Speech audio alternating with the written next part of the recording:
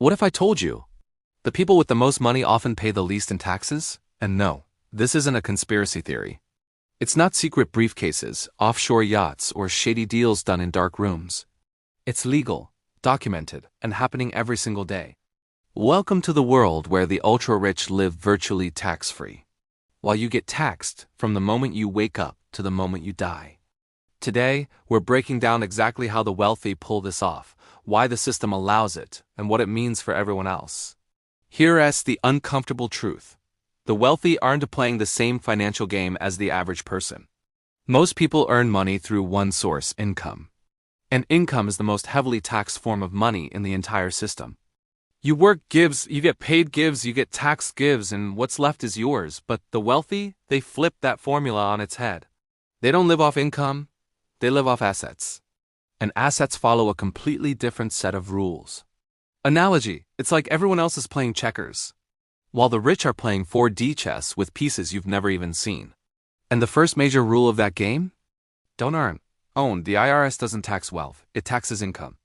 If your net worth goes from $10 million to $20 million, guess what? You owe nothing in taxes. Why? Because you didn't earn that money. Your assets simply became more valuable. But you can't buy groceries with net worth, right?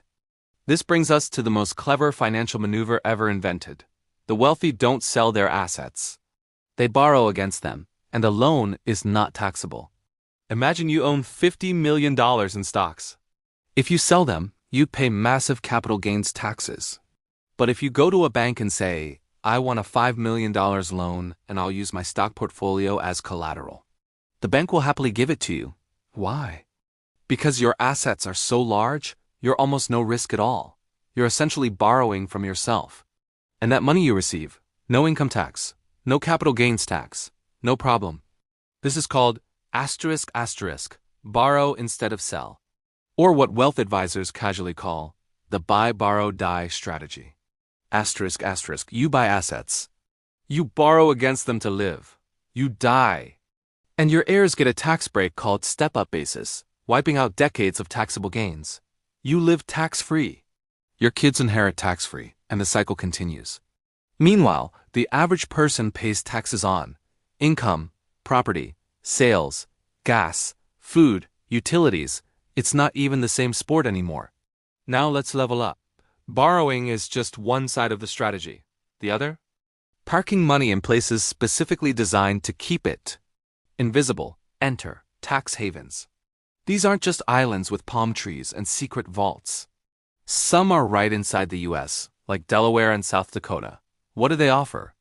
No income tax, no capital gains tax, no corporate tax, no requirement to say who actually owns the money. In other words, the world's biggest do not disturb sign for wealth. This is why trillions with a T are sitting in trusts, shell companies, and offshore accounts. It's not illegal. It's just convenient. And it allows the rich to legally minimize their tax burden while society pays the bill. So what does this mean for the average person? When the wealthy legally avoid taxes, someone else has to pay for the roads, schools, and infrastructure. That someone is you. Your taxes fill the gap left by the ultra-rich. Your paycheck takes the hit. Your opportunities shrink. And the wealth gap?